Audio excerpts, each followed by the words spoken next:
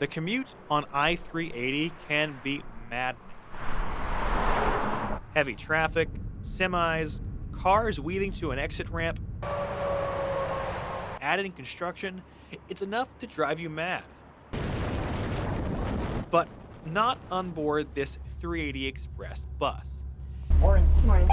It's one reason Kirkwood Community College professor Liz Moss rides it to work. Certainly I don't have to white knuckle it up 380, which is kind of a death trap. Kirkwood is a popular stop for riders on the 380 Express.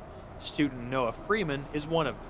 I decided to commute to Cedar Rapids, and it is incredibly convenient and very cost effective as well.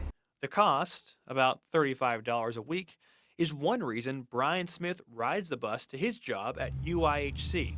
Not only does UIHC give him a discount, he also avoids paying for parking. It saves me about $200 a year. Those are some of the riders we met while riding the 380 Express between Cedar Rapids and Iowa City. If you look around me now, you'll be able to see this is different from your typical public transit. Not only do you see things like the TV screens and the lights, there's also a restroom and free Wi-Fi on board. Those things let riders stay busy.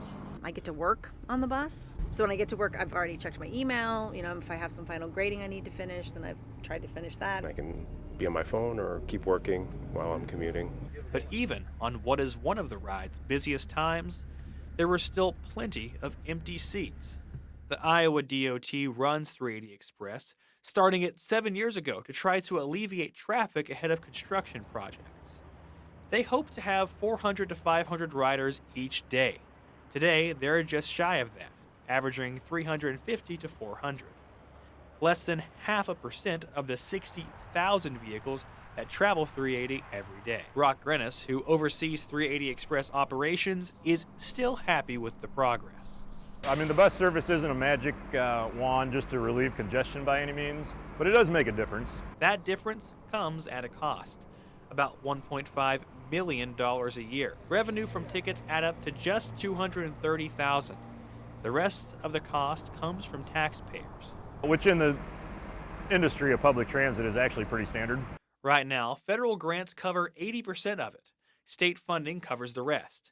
Money, Tammy Nicholson with the Iowa DOT says, is well spent. It's a really essential part of the transportation services that people need. But that funding is nearing the end of the road. As roadwork along 380 dwindles, the DOT plans to shift the responsibility to local communities starting in 2027.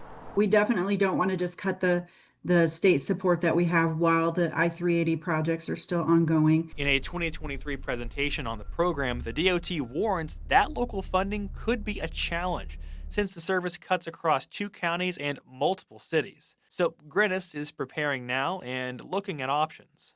We have to be fiscally minded and serve what's the best value and use for the tax dollars. But we definitely hear from folks, that there's more areas that could be served, North Liberty, for example. Without local support, a shifting schedule could affect the consistency riders have come to rely on. The shift to using the bus was kind of a big important part of my being able to keep my job or desire to keep my job. And no buses could make this 380 commute that much more frustrating. Connor Woodruff, KCRG TV 9 News.